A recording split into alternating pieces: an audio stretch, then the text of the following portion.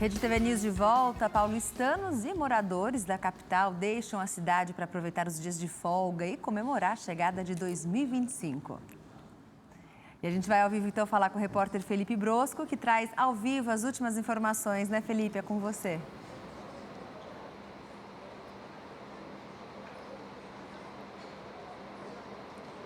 É isso aí, boa noite, Gabi, William, a todos que nos acompanham. Nós estamos aqui no terminal rodoviário do Tietê, na zona norte de São Paulo, o principal aqui da capital paulista, onde o fluxo, a movimentação de pessoas é grande neste momento. Segundo a Socicam, que é a concessionária que administra os principais terminais rodoviários aqui de São Paulo, tanto do Tietê quanto também da Barra Funda e do Jabaquara, a previsão é que entre hoje e amanhã, 215 mil pessoas passem por esses terminais rodoviários. Se a gente levar em conta todo o feriado de Ano Novo, até o dia 2 de janeiro, a previsão é de que quase 1 milhão de pessoas se desloquem por esses terminais. E para que todo esse fluxo seja possível, mais 3.851 ônibus serão disponibilizados pelas empresas. Se a gente fizer a conta aí levando em consideração o feriado de Natal e o feriado de Ano Novo, aí o número é ainda maior, quase 2 milhões de pessoas é a estimativa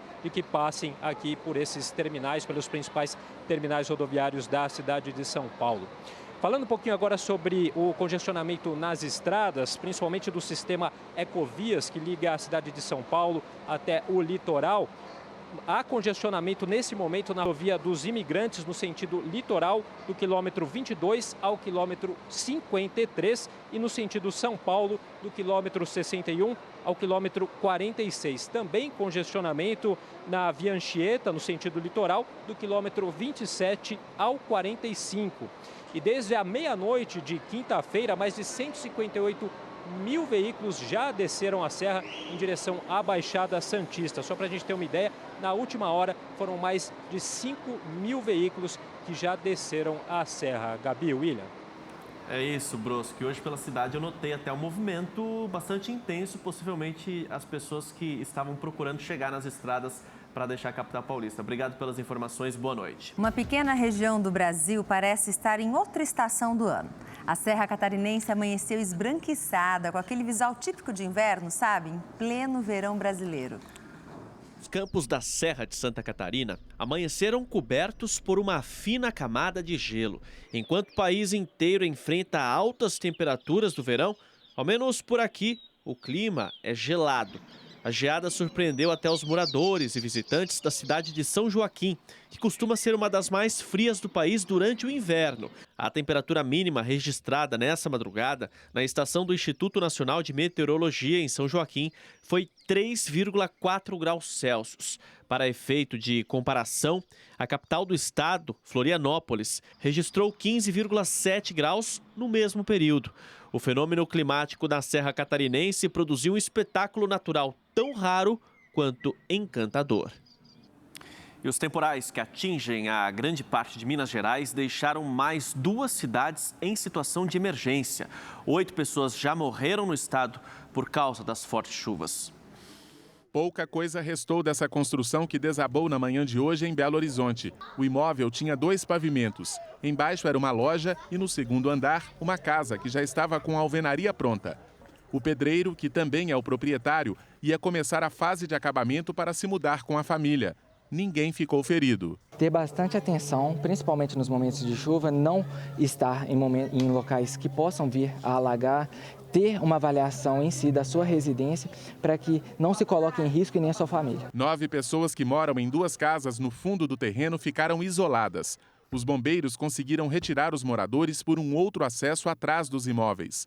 A obra não tinha autorização e nem acompanhamento de engenheiros.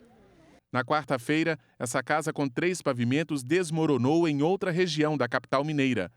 3 pessoas conseguiram sair e uma adolescente de 15 anos foi resgatada dos escombros.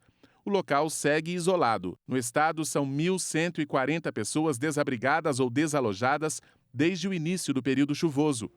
O número de mortes subiu para 8. Um casal foi resgatado sem vida depois que o carro foi arrastado pela correnteza em Raul Soares. 33 cidades decretaram situação de emergência por causa dos prejuízos causados pela chuva. E os temporais também continuam causando estragos e muito transtorno em várias regiões do estado de São Paulo. Em Guarulhos, na Grande São Paulo, as chuvas deixaram ruas debaixo d'água. E motoristas e motociclistas se aventuraram para atravessar os pontos menos afetados. Em outras áreas inundadas, os veículos ficaram parcialmente submersos. Em Caieiras, na região metropolitana, foram registrados mais de 128 milímetros de chuva nas últimas 48 horas. Os temporais provocaram deslizamentos de terra e vários pontos de alagamento. Ruas e estradas do município ficaram intransitáveis. Em Boituva, no interior do estado, a água da chuva abriu fendas e comprometeu o tráfego de veículos em estradas de terra. Este carro foi arrastado pela correnteza e jogado numa vala. Outras vias também ficaram completamente debaixo d'água. E um susto no Hospital Municipal de Guarulhos, na região metropolitana aqui de São Paulo. Parte do forro do teto desabou com o peso da água da chuva acumulada na estrutura. Um funcionário filmava o colega e um grande volume de água jorrava do teto. Veja de novo o momento da queda. O acidente foi causado pelo acúmulo de água no forro de um consultório e da sala de descanso dos médicos. A água das fortes chuvas dos últimos dias ficou represada no forro por causa do entupimento de uma calha. Com o peso, a estrutura não aguentou e cedeu.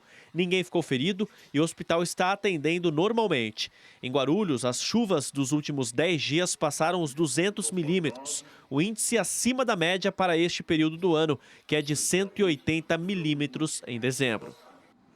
E no quinto e último episódio da série Raízes, o Rede TV News mostra como as práticas sustentáveis de agricultura regenerativa de cafeicultores do Cerrado Mineiro está diretamente ligada às tradições indígenas. A direção é de Maxwell Polimante e Adriana Farias.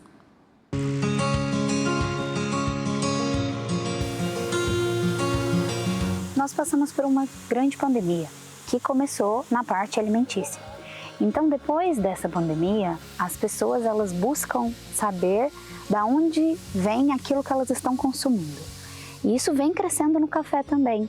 Então, principalmente o mercado europeu, ele busca bastante essa rastreabilidade, essa conscientização, o uso menor de químicos, o uso maior de biológicos, o uso mais consciente da terra.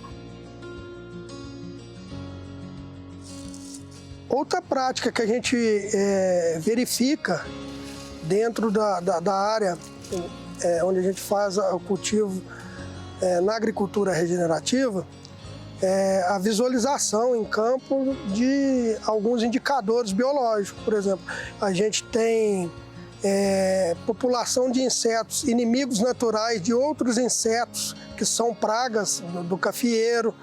Por exemplo, a gente tem muita presença de crisopídeos, de joaninhas, de vespas, percevejos predadores. Se eu tenho a presença deles na lavoura, para nós é um bioindicador de um equilíbrio, onde a gente não está agredindo o meio ambiente com o uso de inseticidas e pesticidas. Na agricultura regenerativa, a gente planta os mix de coberturas, né? Que são plantas que ciclam nutrientes e traz para cima do solo e a gente roça e coloca ali debaixo das plantas, né? Então vira matéria orgânica. Então o benefício dela, além da descompactação, oxigenação, aeração do nosso solo, elas buscam nutrientes nesse solo onde a raiz do café não vai atingir, a raiz da cultura. A gente vai ter absorção desses nutrientes que foram reservados e armazenados nelas pela cultura do café.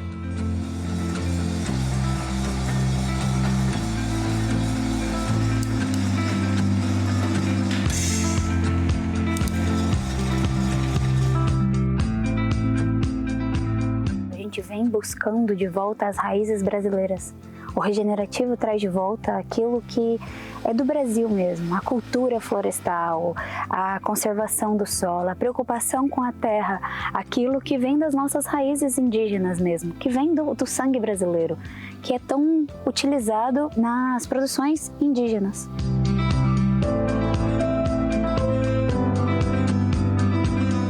E no projeto Arborizado, ele foi justamente pensado para que a gente construa todo esse ambiente de vida de todos esses insetos, todos os inimigos naturais, para está fazendo a função de corredores ecológicos, ligando as nossas lavouras às nossas matas, nossas reservas.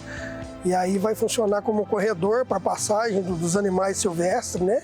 Fazendo a comunicação entre as matas. Então a gente tem na área arborizada plantada para atender o critério aí de sair da monocultura, ter mais biodiversidade. A gente plantou o abacate. E na entrelinha do abacate, entre plantas, a gente trouxe alguns arbustos, como por exemplo a erva baleeira, o fedegoso. Temos plantas nativas do nosso bioma cerrado, que é o ingá, temos cedro, todas nativas da região. Eu vi uma frase do Barack Obama que dizia: nós somos a primeira geração que vemos as mudanças climáticas no mundo e a última que consegue mudá-las.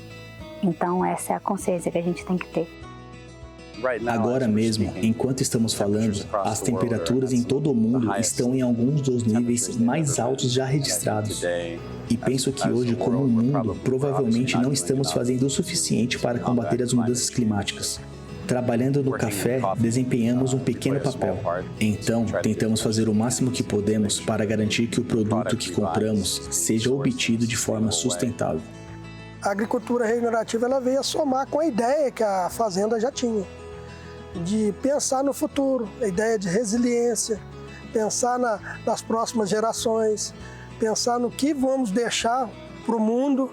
A gente está buscando cura, buscando soluções através de plantas, que eu acho que é muito da cultura indígena, é um resgate, né? Regenerar, eu acredito que seja isso, é um resgate das boas práticas. Nossos indígenas contribuíram e contribuem até hoje diretamente com tudo isso daí.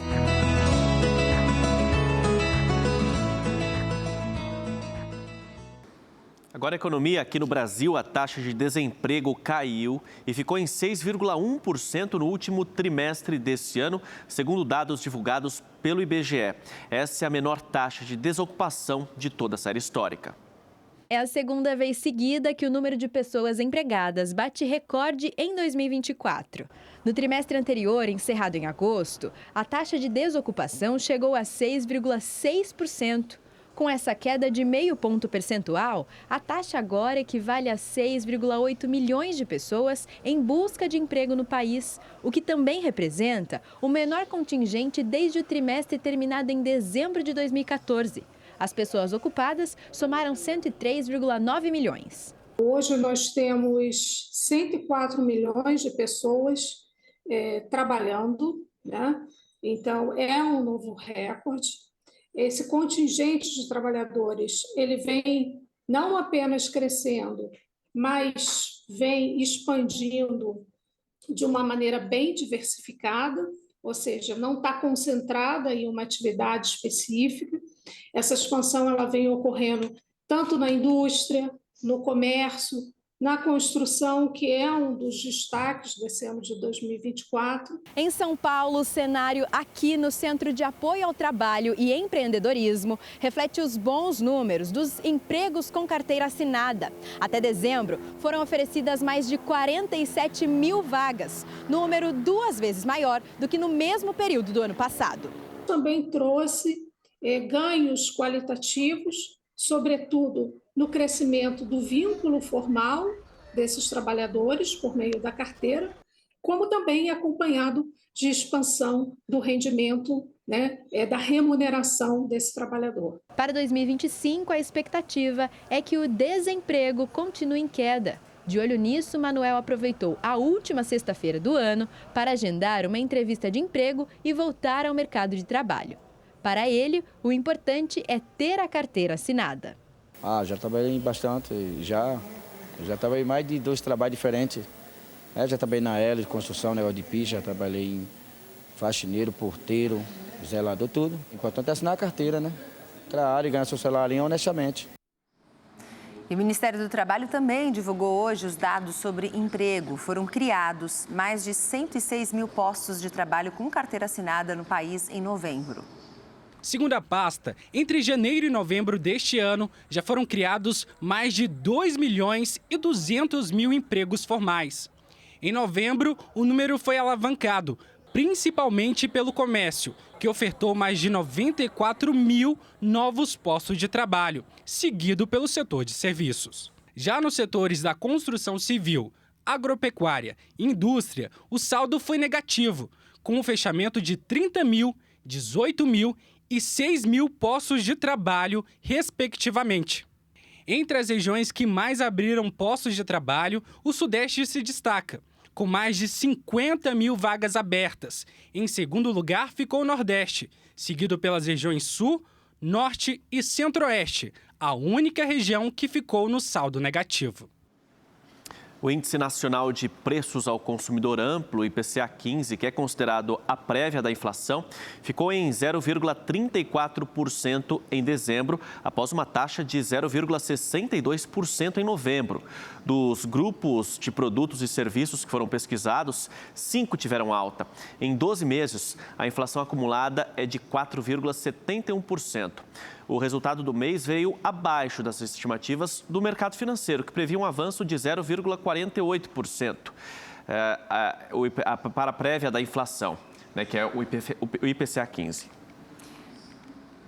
Familiares, amigos e fãs se despediram hoje de Neila Torraca. O corpo do ator de 80 anos foi cremado no Rio de Janeiro.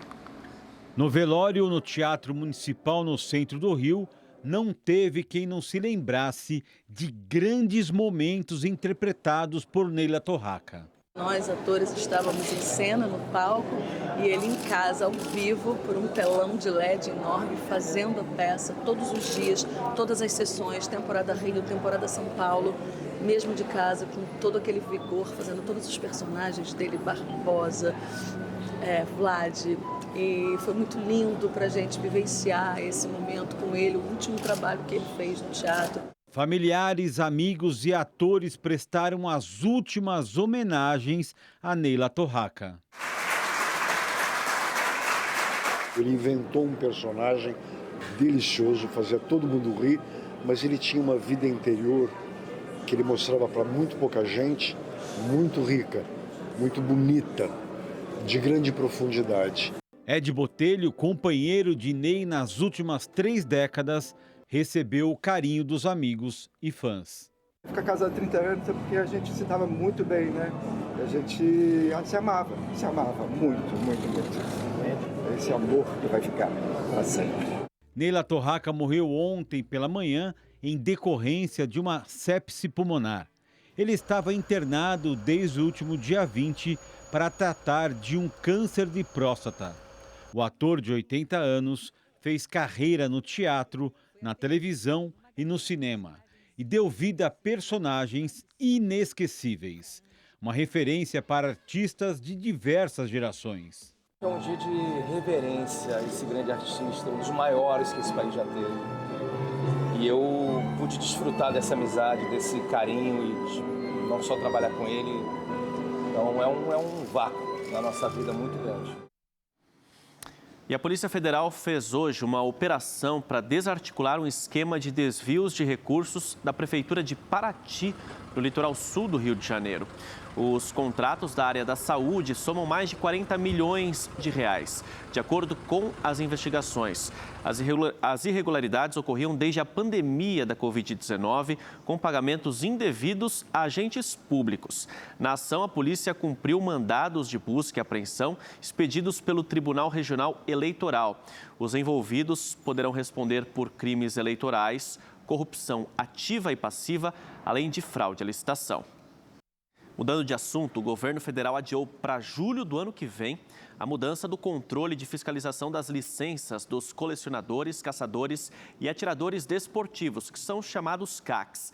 Atualmente, esse trabalho é feito pelo Exército, mas o governo entendeu que haverá um controle melhor na fiscalização se o trabalho for feito pela Polícia Federal. Agora, os Ministérios da Justiça e da Defesa têm até 60 dias para organizar a modificação. O ministro do Supremo Tribunal Federal, Luiz Roberto Barroso, definiu as regras para o uso obrigatório de câmeras corporais por policiais militares no estado de São Paulo. A decisão aconteceu após vários episódios de violência policial em São Paulo no último mês.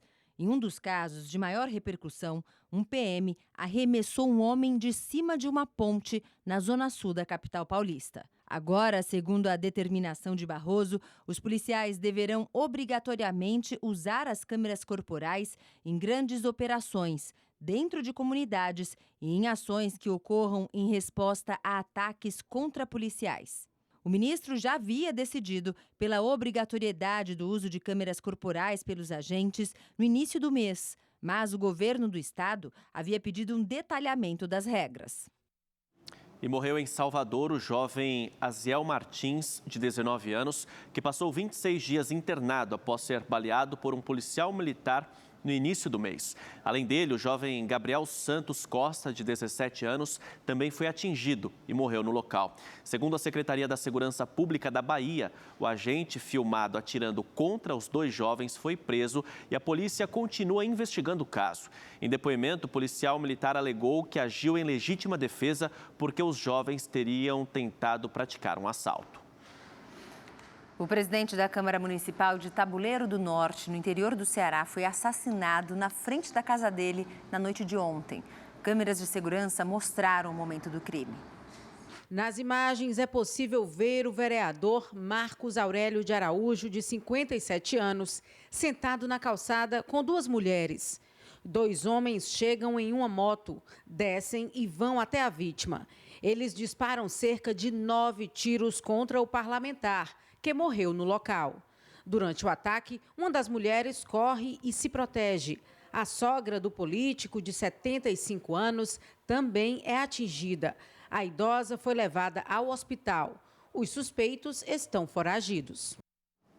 Em Fortaleza, 4 pessoas foram baleadas durante um ataque a tiros em uma praça. Segundo a polícia, as vítimas estavam em uma confraternização quando os suspeitos passaram pelo local atirando.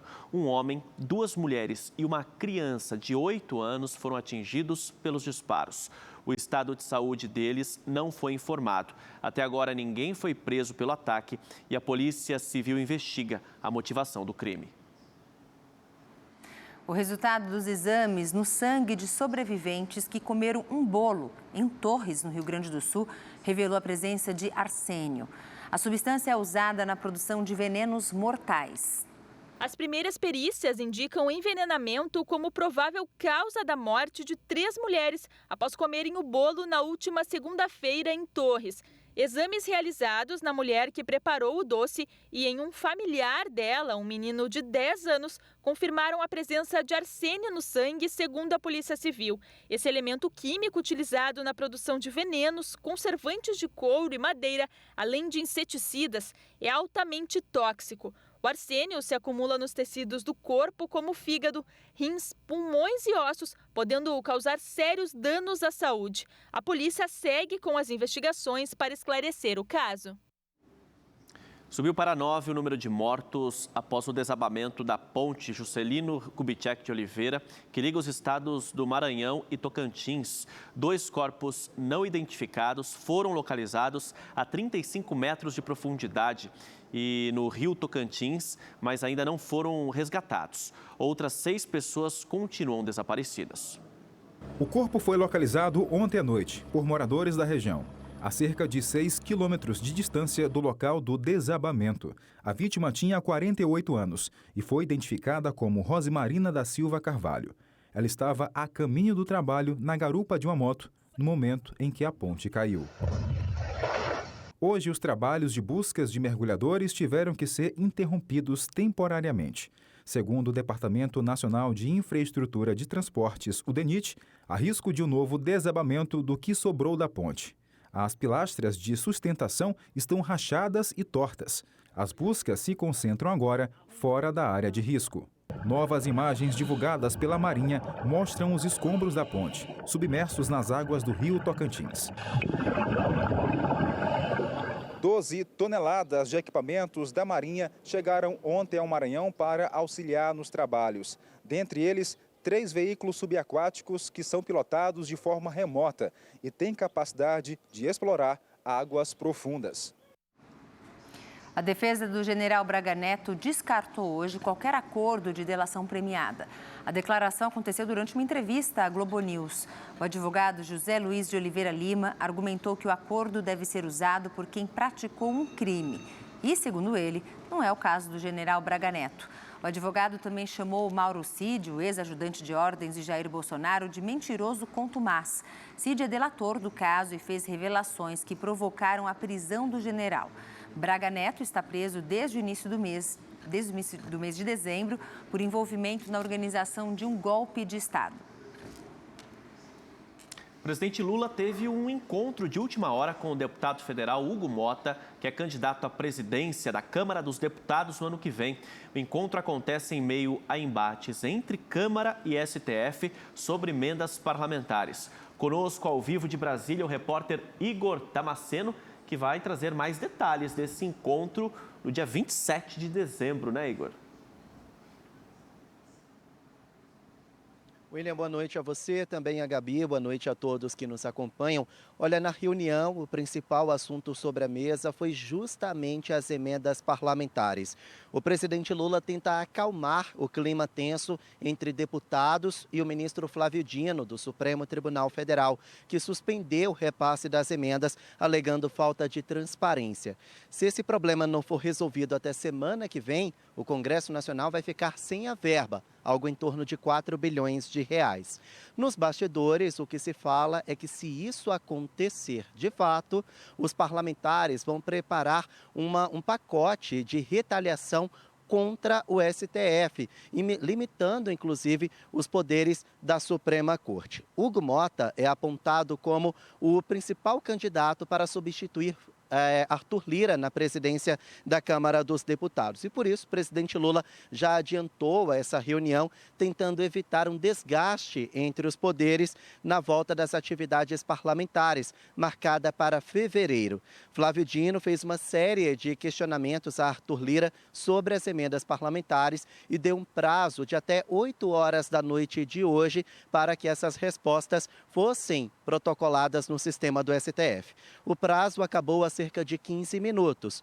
E Arthur Lira respondeu a esses questionamentos às 7h50 da noite, ou seja, faltando 10 minutos para o prazo acabar. Agora, Flávio Dino vai analisar essas respostas e a expectativa é que o clima tenso acabe diminuindo ao longo dos dias entre a Câmara e o STF. O consenso até agora é que nesse imbróglio todo, quem mais perde é a população. Nós preparamos uma reportagem sobre esse assunto. Vamos acompanhar.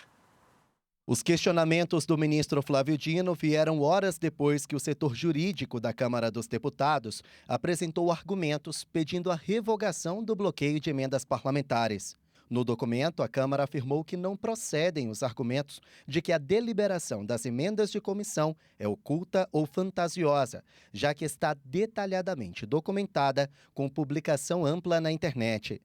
A Câmara também disse que, se não houver liberação dos recursos, há risco de descontinuidade de serviços públicos fundamentais, principalmente na área da saúde. Flávio Dino considerou que a Câmara ainda não entregou dados requisitados. Com isso, não ficou claro se a transparência e a rastreabilidade do dinheiro público foram respeitadas. O ministro fez pelo menos 4 perguntas à Câmara. Ele quer saber quando essas emendas foram aprovadas pelas comissões, se todas as indicações foram aprovadas, quem fez e aprovou novas indicações das emendas e qual a regra do Congresso que autoriza os repasses. Ao todo, são mais de 4 bilhões e 200 milhões de reais retidos pelo ministro. O bloqueio atende a um pedido do PSOL, que viu irregularidades na liberação de emendas solicitadas pelo presidente da Câmara, Arthur Lira, para o estado de Alagoas, que é a base eleitoral dele. Segundo o partido, uma parte das emendas não foi discutida pelas comissões. Apesar disso, a solicitação de Lira foi apoiada por líderes partidários e autorizada pela Casa Civil, que não viu qualquer irregularidade. O impasse obrigou Arthur Lira a fazer uma pausa no recesso parlamentar e se reunir com o presidente Lula, com ministros e deputados. Então, mais uma vez, a tranquilidade da Câmara, em nome dela, que todos os atos que foram feitos dentro dos acordos entre Executivo, Legislativo e nas conversas que houveram com o Poder Judiciário e obedecendo os trâmites legais internos. Além de suspender as emendas, o ministro Flávio Dino determinou que a Polícia Federal investigue os repasses. Desde agosto, ele vem cobrando critérios mais rígidos de transparência e rastreabilidade da verba. As emendas são dinheiro público repassado pelo governo federal para estados e municípios. Os repasses são feitos após deputados e senadores indicarem obras públicas ou projetos sociais, por exemplo, que precisam de financiamento. No entanto, quando o dinheiro é repassado, fica difícil saber se ele foi aplicado de forma adequada. Por isso, Dino suspendeu os repasses e exigiu mais transparência. Entre as exigências está a determinação de que as emendas de comissão apresentem o nome dos parlamentares responsáveis pelas indicações. Ao pedir mais informações à Câmara, Flávio Dino alertou que o tempo está acabando e disse: aproxima-se o final do exercício financeiro sem que a Câmara dos Deputados forneça as informações imprescindíveis, insistindo em interpretações incompatíveis com os princípios constitucionais da transparência e da rastreabilidade. E vamos à previsão do tempo para todo o país.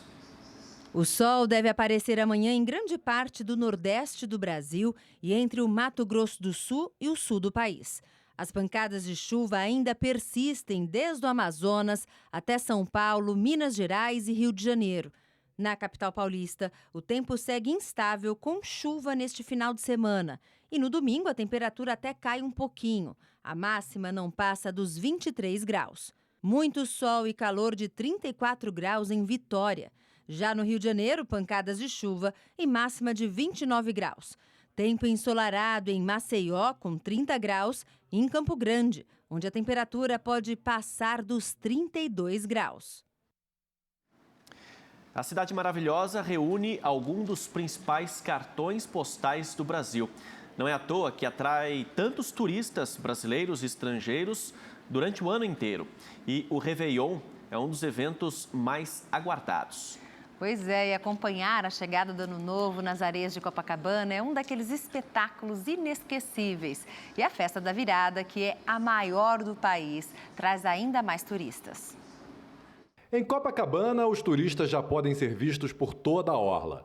A Magali, do Rio Grande do Sul, chegou cedo e ainda trouxe a filha Eduarda, que vai acompanhar a festa de Réveillon ao vivo pela primeira vez. Viemos curtir a cidade, chegamos hoje, há pouco, aliás. E vamos curtir bastante aí o Réveillon. Estou esperando um Réveillon muito incrível, de muitos shows que eu espero que sejam muito bons. E de uma praia linda aqui atrás. A rede hoteleira já comemora o movimento maior que o registrado no ano passado. Em 31 de dezembro de 2023, a média de ocupação dos hotéis era de 87,13%. A previsão é que este ano a taxa será de 96,20%. Nesse hotel de Copacabana, faz um mês que já não há mais vagas para a noite de Réveillon. Acredito eu, realmente foi fomentado principalmente pela essa alta da moeda, também do dólar também, né? Que houve essa busca muito grande pelo Brasil e principalmente o Rio de Janeiro agora para o Réveillon também, com essa festa que todos esperam no final do ano. A expectativa é que Copacabana receba 2 milhões de pessoas na noite da virada. Além da tradicional queima de fogos, que deve durar 12 minutos, a festa também vai contar com apresentações de grandes nomes da música brasileira. Em frente ao Hotel Copacabana Palace, o palco principal da festa já está quase pronto. Por aqui vão passar artistas como a cantora Anitta, a escola campeã do carnaval Unidos do Viradouro, além de Caetano Veloso e Maria Bethânia. Será a atração mais aguardada pelo Juca, que chegou de Minas Gerais para acompanhar a virada com os ídolos. Esse pessoal é da minha fase, né? Caetano, Maria Bethânia, então assim, é sensacional. Já o André está ansioso para assistir a queima de fogos. Ele até convenceu os pais a virem de São Paulo para acompanhar o espetáculo pela primeira vez. Vai ser muito bom, meus pais vieram aqui para me acompanhar, né? A queima de fogos é muito bonito, então estou com bastante expectativa. Tinha que uma hora vir passar aqui para ver como é que realmente, como é que é na pele aqui, né? Vai ser bom, vai ser legal. E a Mega Sena da Virada vai pagar um prêmio inédito de 600 milhões de reais. É o maior valor desde 2009, quando a premiação foi criada. E para quem sonha em ficar milionário, as apostas vão até o dia 31 de dezembro. Acertar os números da Mega Sena é o sonho de muitos brasileiros. E só de pensar na possibilidade de ficar milionário, a imaginação vai longe e o sorriso abre fácil. São Paulo nunca mais me vê. Vou sumir de São Paulo. Não sumi do Brasil, sumi de São Paulo. Joguei essa Mega Sena aí da virada, porque eu acho que é todo mundo que está fazendo a fezinha. E se ganhar, sai todo mundo do buraco, quem tiver ao meu redor. A Mega da Virada vai pagar o maior prêmio da história, 600 milhões de reais. Só para ter uma ideia, se colocar todo esse dinheiro na poupança, o rendimento será de mais de 3 milhões de reais todo mês. É importante a gente se conhecer, saber quais são os nossos objetivos, qual é o nosso perfil de investidor, mas, independente disso, a fatia maior, com certeza, eu colocaria na renda fixa para correr o menor risco possível. Uma parte a gente gasta, outra parte a gente reinveste para poder fazer aquela bola de neve, o dinheiro crescer cada vez mais. Cada um tem suas regras, mas o importante mesmo é fazer a fezinha. São os mesmos números na Mega, na Quina e na Dupla Sena, então eu não mudo esses números o ano todo. O que der na ideia, eu ponho. A probabilidade de um apostador ganhar sozinho na Mega Sena é pequena, mas a matemática pode ajudar os sortudos. As chances vão aumentando à medida em que a aposta tem mais números. Então, vou citar um exemplo simples, né? Uma aposta de 6 números, R$5 é uma aposta simples, são 50 milhões de chance, uma chance em 50 milhões. Mas, ao apostar uma aposta de 7 números pelo valor de R$35, as chances sobem para uma chance em 7.151.000. Então, aumenta bastante as chances à medida em que a gente aumenta ali a quantidade de números apostados. Na capital cearense, muitas pessoas fizeram fila para registrar as apostas nesta lotérica. Ela é conhecida como Pé Quente porque daqui já saíram 35 apostas milionárias. Tô ansiosa aí, né? Vamos ver se a gente fica rica. Ajudar a família, primeiramente. Segundo, investir num sítio para descansar um pouco. Os apostadores podem fazer os jogos individuais e também os bolões até às 18 horas do dia 31 de dezembro. O sorteio será realizado no mesmo dia, na véspera da virada do ano, às 20 horas. Importante também que os apostadores saibam que as apostas da Mega Sena da Virada e todos os jogos de loterias da Caixa só podem ser realizadas nos canais oficiais da Caixa, ou seja, as nossas mais de 13 mil lotéricas espalhadas por todo o país, o portal Loterias Caixa, o aplicativo Loterias Caixa também e o Internet Banking para aqueles que são clientes. Então, sempre busquem os canais oficiais da Caixa para fazer as apostas. E eu desejo uma boa sorte a todos. Tchau, até logo, patrão. Até mais, obrigado por tudo. E a Jordana, ela simulou aí na poupança 3 milhões por mês, mas hoje a renda fixa paga em média 1% ao mês, então dá 6 milhões em um título do Tesouro que você pode resgatar. 6 milhões por mês, por ano, mais de 60 milhões de reais. Dá para viver bem, né, Gabi? Dá para viver bem, gostei da dica e vou apostar e se eu ganhar vou fazer isso. E o Rede TV News fica por aqui, obrigada pela sua companhia, até amanhã. Uma excelente noite para você e até amanhã.